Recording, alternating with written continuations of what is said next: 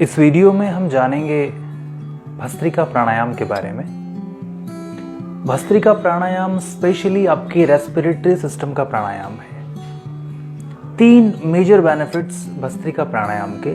सबसे पहला बेनिफिट तो ये कि जब आप तेजी से श्वास को लेते और छोड़ते हैं तो आपके ब्लड में ऑक्सीजन का लेवल तेजी से बूस्ट कर जाता है and that is very beneficial for the body. Second benefit, सर्दी जनित रोग जैसे सर्दी, जुकाम, खांसी, नज़ला, श्वास संबंधित प्रॉब्लम्स, एलर्जी, ये सारे दूर होते हैं भस्त्रिका प्राणायाम के अभ्यास से। और तीसरा, आपका प्राण और आपका मन दोनों ही शांत हो जाते हैं। तो चलिए जानते हैं किस तरह से करते हैं भस्त्रिका प्राणायाम को। कमर को सीधा कर लें, बायां हाथ ज्ञान मुद्रा में, अंगूठे से दाहिने स्वर को बंद करके पहले बाएं स्वर से तेजी से सांस को भरें और छोड़ें। बहुत डीप ना ले जाएं श्वास को, अपर लेवल पर, इस तरह से।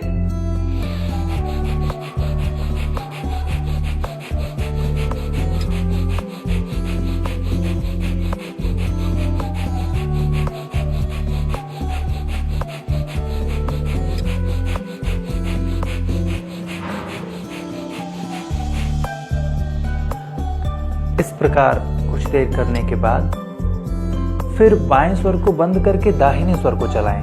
श्वास को लेना छोड़ना।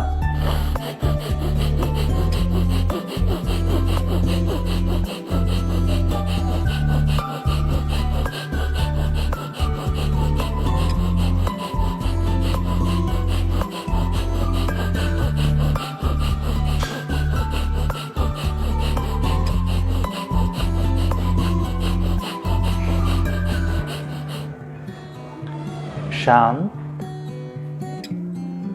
और फिर दोनों स्वरों को एक साथ चलाएं।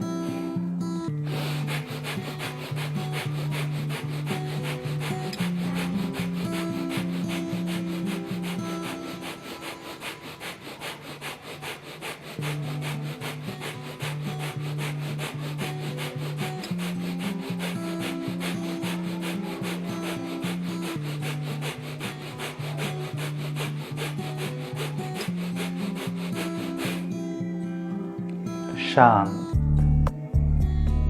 और प्राणायाम को संपन्न करने के बाद कम से कम 20 से 30 सेकंड बिल्कुल शांत बैठ जाएं। ना तो शरीर को हिलाएं और ना ही सांस लेने का प्रयास करें। इस समय श्वास अपने आप ही रुक सी जाती है बिना प्रयास के, जिसे हम कैवल्य कुंभक की अवस्था कहते हैं। और यही वो समय होता है जब प्राणायाम का प्रभाव हमारे शरीर पर पड़ता है। कैवल्य कुंभक की अवस्था हर प्राणायाम के बाद हमारे ऊपर आती है, तो उसको ग्रहण करें। हर प्राणायाम के बाद, चाहे आप कपालभाति, भस्त्रिका, अनुलोम विलोम, बाह्य, उद्गीत, कोई भी प्राणायाम करें, तो उसके बाद कुछ सेकंड के लिए बिल्कुल शांत बैठ जाएं।